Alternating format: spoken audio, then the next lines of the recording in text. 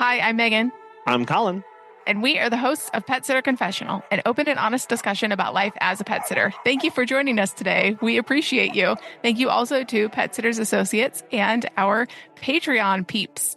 People who support us on Patreon are those that have found value or have enjoyed some of the episodes that we have put out, almost 500 now. If you too love the episodes, you can go to petsitterconfessional.com/support to see all of the ways that you can help out. So the other morning, I was walking a client's dog, minding my own business, and I passed by this spruce tree, and I'm pretty sure it was a spruce, but it looked kind of off. So I snapped a photo to look back at it later. And while I did that, I noticed that the tips of the tree were much lighter compared to the deeper branches. Now, those lighter portions, those were new growth. It's brand new growth for this year. It was growth that was so obvious and striking that I had to actually stop and take a photo and probably looked kind of awkward there on the side of the road. Needless to say, the dog was less than impressed, but that's okay. I wasn't there for them. And it really got me personally thinking about growth, how sometimes it's hard to spot, like the grass that was right next to that tree. It's really hard to tell the difference between the new grass and the old grass, especially with the same blade. You can't really tell, but it's still happening little by little and day by day. And then there's the other kind of growth, like on that spruce, where just boom, in my face, I couldn't help but notice that new growth was taking place right there. And the same thing happens in our business. We, as individuals, we are constantly learning and growing through every interaction that we have. Every phone call, dog walk, litter box that we scoop, it's actually changing us. It never leaves us the same. We're experiencing all these little things that just make us just a little bit better the next day, every single day. This happens both personally and in our business. When we experience new things or challenges that come up, we personally grow. We say, oh, I didn't know I was capable of this. It really stretched me. Or I'm more of an introvert, so I don't enjoy taking phone calls. But when I do, and I either convert a client or I just educate them on what we do, I pat myself on the back. Good job, me. I did something hard today. Same thing in our business. When we cross new thresholds or gain a new client, when we meet that revenue goal that we've had, we can feel proud that we have accomplished this. Yeah, all of these are really an internal growth. It's things like those structural changes in our business for how we do things. Maybe it's we develop a new mindset, new mental model for how we approach marketing or how we attract a particular client. Maybe it's, another internal growth thing is rewriting our SOPs. Nobody sees this. Nobody has any idea of what's going on with our SOPs. Maybe you change your accounting practice from cash to accrual or whatever you want to do, or you take a training course. It's all this internal stuff that's going on, these little tiny things that change us in unseen ways to the outside world. It could also be that you're struggling to learn a new software or a management tool. I know that Time to Pet just rolled out their light version for solo sitters, and that's great. A lot of people are transitioning over to Time to Pet. There are all these things that potentially from the outside, no one would have any idea that they took place, but they are really important to us and allow us to do our jobs better. This type of growth really sometimes goes unnoticed. If you're switching to a new software, clients are going to notice that. But if it's more internal things, inner workings and nuts and bolts of your business, it's the foundation for everything else. Consider this internal growth as the roots and the structure of the tree. Even if others don't see it, you know it's happening. You know it's strengthening your business. Think about a plant that grows in a windy environment. The internal structures of that plant allow them to withstand the wind without breaking. But sometimes it doesn't look that much different than other plants. Then there are times that we go through these seasons of immense change, whether we lose a bunch of clients or employees, maybe we rebrand or we start offering an entirely new range of services that we never have before.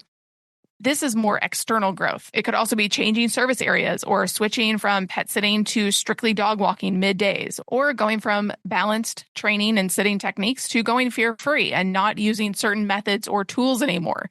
These changes aren't just deeply felt by ourselves, but they're often visible to those around us. You can start promoting, I am now fear-free certified. I implement XYZ in my business. Or we now have a new logo and here it is. We are super excited about our new colors and what it means for the future of the business. Anyone watching your social media or your Google will see these changes.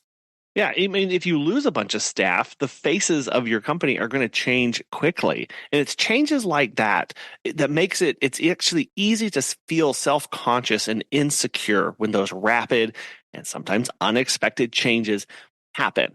We don't like people seeing our growing pains because we don't want to feel judged for, quote unquote, not having it all together. We don't like feeling as though we don't know what's going on or that that's kind of out of our control. But what we have to do is embrace the process and remind ourselves that someday this embarrassing growth that we're experiencing, it will just become part of who we are and will have made us stronger. That once shockingly visible green on the external tips of that spruce, those are going to fade to a deeper hues on their stronger and bigger branches as that continues to grow. And just like those new shoots on that spruce, you have to pay attention to the small wins and those changes in your business. These might include things like that customer feedback that you get, or a successful new hire in the midst of a rash of quits, or even learning that new skill. The obvious growth is there because you are obviously changing. And people can't help but notice that. And we do go through those periods of time where we have to grow, we have to change, we have to do new things that other people are going to notice. So as you grow into your business, remember that you aren't meant to stay just where you are. You're actually supposed to grow. You're supposed to adapt. You're supposed to become stronger. We don't like people seeing us vulnerable and potentially messing up. But it's in those moments that we need to remind ourselves to not get too defeated or too down, to know that everything in our business is a lesson. Everything in life is a lesson.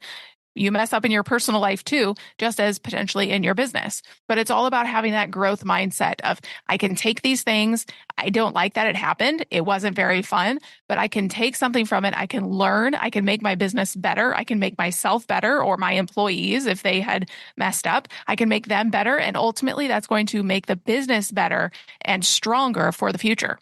Yeah, we have to remember that nothing is static. It may feel like it is, nothing is quote unquote changed, but we certainly have.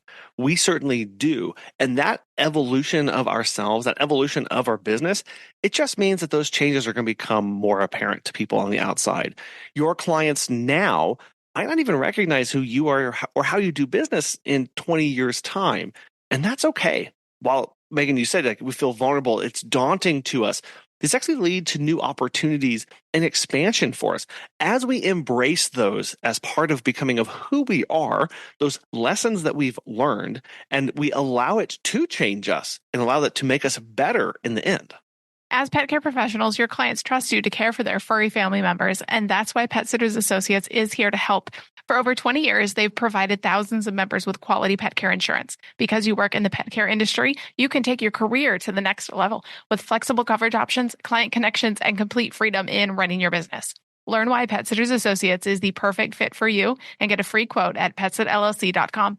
You can get a discount when you join by clicking membership Pet Sitter Confessional and use the discount code Confessional when you go to checkout. Check out the benefits of membership and insurance once again at petsitllc.com. Just like the tree that is going to bend in the wind because that's the way it's going, we do need to be flexible and willing to adapt to market trends or customer demands. If you want to, of course. A lot of people that contact us really want overnight care. That is not something that we do or are interested in. No, thank you. We are not going to be bending into that, but there are other things that we can do. People want a more affordable service. People want a shorter service. There are things that we can do and adapt our businesses to if we want that will meet those customer demands. Rather than viewing these external changes as disruptive, we can normalize them as part of the growth process. For example, if you go to meet and greets and you hear this constant complaint from multiple people about, oh, my yard is so messy, the winter has thawed, I now don't want to go out and pick up. Well, that maybe wasn't something that you had on your bingo card for your business, but you can see a new growth opportunity for your business in additional revenue for you and solving client problems. So whether it's that shift in services or that rebrand, these changes actually signal progress. They signal evolution of your business. They signal that you're not static, that you're continuing to grow, which means you're still thriving, that you're still in the game, that you're still going to be able to show up tomorrow. But we always know that growth isn't always smooth, unfortunately. And setbacks are part of the journey of our life and of running a business.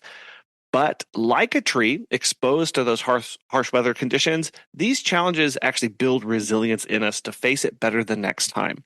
So when faced with a setback, ask yourself what lessons can be learned and ask how can it strengthen my business. Asking hard questions of yourself is never easy and can be quite uncomfortable. But if we stop asking ourselves questions of how can I be better for next time? What went wrong? What agency did I have or did I not have over this thing before me that's happening? If we stop asking ourselves those questions, we will stop growing. We will stop learning. We will stop being able to advance our business and make it better. Yes, at the end of the day, sometimes you may be able to sit back and say, we genuinely did nothing wrong here. There was nothing that we could have done better or we could have improved here. But at least you know that, and you can be all the more confident in your policies, in your procedure, in your way of operating than you were before. Well, and if at the end of this you do come to that conclusion, that's still growth because you are still being introspective and asking yourself the questions. So you are still getting the green new growth on you. Yeah, you're reinforcing that. You are making it stronger. You're solidifying your position on that same topic. And as we ask ourselves those questions, maybe our business doesn't need to change, but we keep ourselves fresh, which does allow that absolute growth. We were hiking as a family at one of our favorite state parks near where we live. And at one part of it, we actually round this corner and we hike up on top of this really high windswept prairie area. And there's all these trees along the edges, and they're really old. They're really thick and really not all that tall, but there's something fascinating about these oak trees. They're all leaning in the same direction. Years and years of growth on this windswept prairie on the top of this hill has led to hundreds of trees being bent in the same direction. Now, this species of oak tree, they usually grow really tall and straight, but they've been shaped by the wind, shaped by a very external force to them. But did they stop growing? No. They actually kept growing and allowed themselves to be shaped by the conditions that they were in. They've changed their root structures, their internal support systems. They've actually also allowed their outward appearance to be changed, to be shaped so that they can thrive in their environment. We sat at the family and we talked to the kids, we took photos, we sat and marveled at the tenacity of life and adaptability all around us in these harsh conditions. So too in our business and in our personal life. We can't help but be shaped and be molded by our environment and our life experiences. We will not be left untouched and unchanged. The difference here between the trees and who we are and our business is that we decide how we're going to adapt.